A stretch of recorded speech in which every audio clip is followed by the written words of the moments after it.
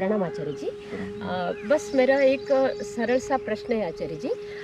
क्या जीवन में गृहस्थ भी भगवान को अनुभव कर सकता है, या उसको यानी संसार छोड़ के उसको संन्यास लेना है या योगी बनना है, या ज़रूरी है क्या, या बस ऐसे ही संसार में रहकर भी वो भगवान को अनुभव कर सकता है? देखिए, आज का जो गृहस्थ है वो बिना संन्यास लिए हुए ही परमात्मा को, ईश्वर को प्राप्त कर सकता है। कोई ज़रूरी नहीं है कि वह घर छोड़ करके, परिवार छोड़ करके अपना वह जंगल में चला जाए, वैरागी बन जाए, सन्यासी बन जाए। ये ज़रूरी नहीं है। वो अपने घर में ही रहते हुए अगर उसे यथार्थ ज्ञान, अगर उसे सही ईश्वर का ज्ञान हो गया, परमात्मा का ज्ञान हो गया, तो वो ईश्वर को प्राप्त हो सकता है। हमारे संस्कृति में 4 स्तंभ हैं: धर्म, अर्थ, काम, मोक्ष। तो ये धर्म को साथ लेते हुए, अर्थ को यानी कि अपने जो भी धन सुख संपत्ति है उसको इकट्ठा करते हुए, अपनी इच्छाओं को पूर्ति करते हुए मोक्ष के मार्ग पे जा सकता है। ऐसा ऋषियों ने हमारे धर्म में प्रावधान बताया है।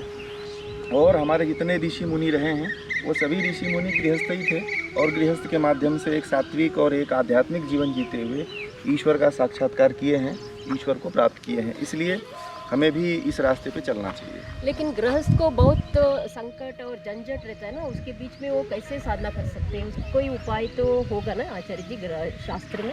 देखिए, शास्त्र में यह है कि अगर उसके पास झंझटें हैं, समस्याएं हैं, परिवार की स्थितियां हैं, तो देखिए उपाय ये है कि परिवार को छोड़ना नहीं है, संसार को छोड़ना नहीं है। हमें क्या करना चाहिए कि जो भी हम अपना परिवार का जो व्यवस्था है उस व्यवस्था को देखते हुए, अपनी समस्याओं में रहते हुए, दुख में, संकट में, हर परिस्थिति में परमात्मा को क्षण क्षण याद करते रहना, यानी सत्संग में रहना। हाँ, सत्संग में रहना, और परमात्मा की स्मृति हमेशा बनी रहे।